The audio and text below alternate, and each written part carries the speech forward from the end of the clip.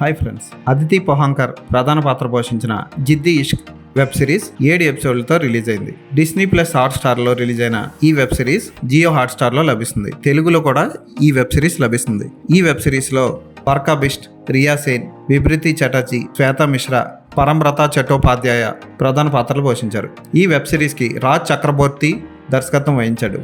ఈ బెంగాలీ దర్శకుడు ఎలా వెబ్ సిరీస్ని తీశాడో చూద్దాం.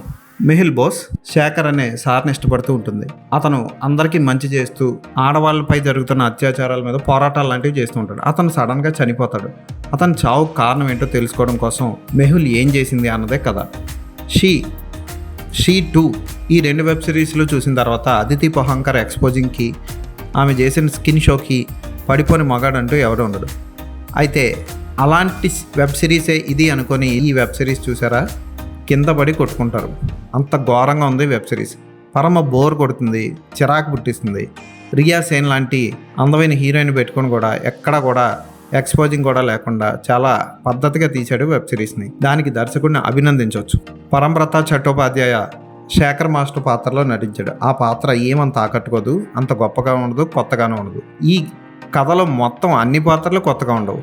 మౌసుమి పాత్రలో బర్కా బిస్ట్ చూడడానికి కొంత ఆకట్టుకుంటుంది. శారీస్లో ఆమె ఒక్కరితో అందంగా కనబడుతుంది. ఈ వెబ్ సిరీస్ అంతా సయాంతిక పాత్రలో రియా సేన్ కనబడుతుంది.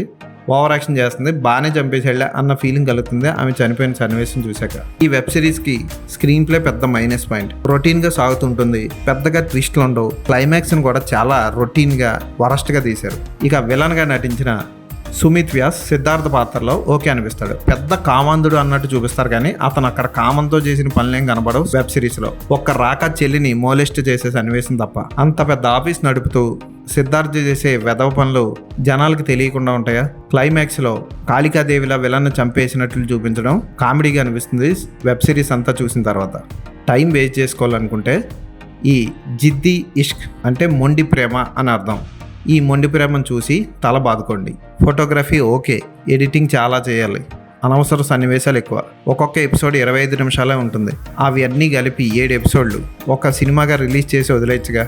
ఎందుకు తీస్తారండి ఇలాంటి వెబ్ సిరీస్లు? ఈ వెబ్ సిరీస్కి నేను ఇచ్చే రేటింగ్ 2.5/5.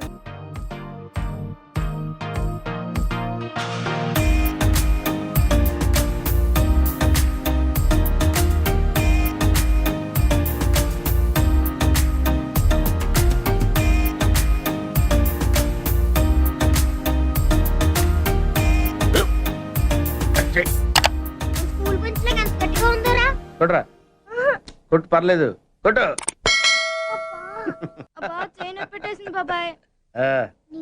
ఏంటి నువ్వు కొడతావా?